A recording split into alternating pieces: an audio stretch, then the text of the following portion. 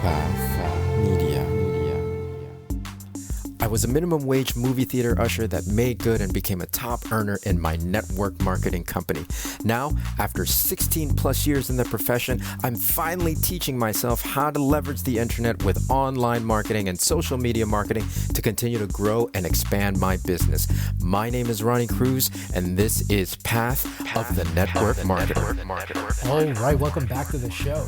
In today's episode, we're going to talk about trusting your instincts, trusting your gut, and jumping in. That's right, jumping in. Now, before we get into all of that, I do want to remind you that it is day 96. That's right, it's day 96, episode 96. So go ahead and hit that plus button at the top of the app so that you're following the show and that you don't miss anything on this road to 100 episodes.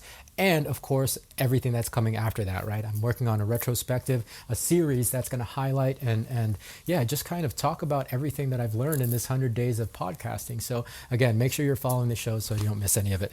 Okay, so jumping in and trusting your gut.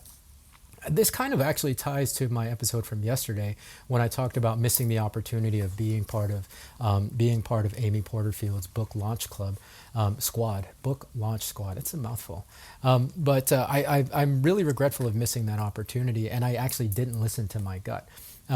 What can happen is, okay, so when you're kind of in this crossroads and you feel this kind of nervous anxiousness.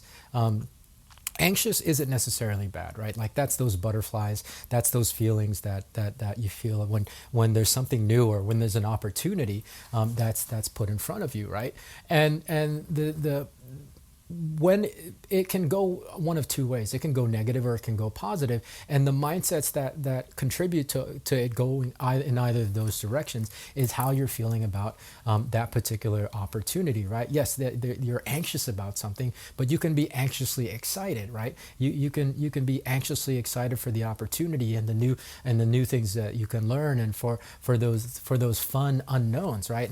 And generally, typically speaking, historically for me, I've really just developed the habit of leaning into that, right? Leaning into those unknowns and being excited about discovery and learning.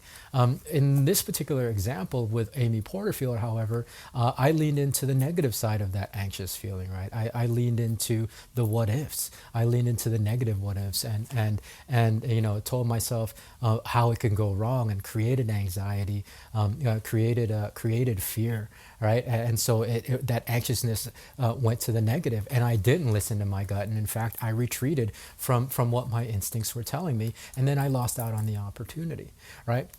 This is the kind of very very layman's way of describing, at least the way I understand how instincts work for me, right? How trusting gut works for me. I mean, like I tell people all the time over my career, trust your gut, just listen to your gut and lean into that nervousness. And here I was, the other day when I was about to sign up. Well, it was just today actually when I was about to sign up for that book squad. I didn't lean into it at all, and so that's what I wanted to tell you today. I mean, it goes with being decisive, but that decisiveness really kind of rests on what story you're telling yourself in terms of the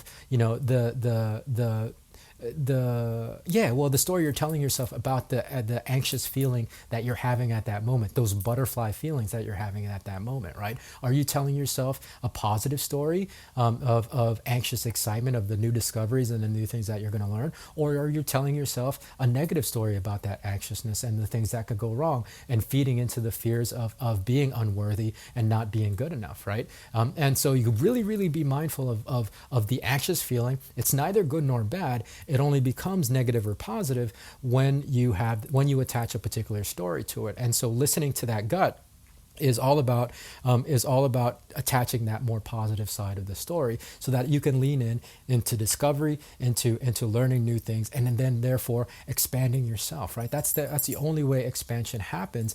It doesn't happen when you retreat, right? So listen to that, develop that skill of creating a positive story around that anxious feeling, and it's gonna be easier and easier and more natural to listen to your gut, listen to your instincts, and lean into it, as opposed to always retreating from it, right? And then, just like yesterday, you can be more decisive. So that's it. I wish I had listened to my gut a little bit better in that particular instance, but hey, you live and learn, and I share that lesson with you. So that's it for today. Thanks for tuning in. We'll catch you tomorrow with a fresh new episode. Until then, be well, be safe. We'll see you in the next episode.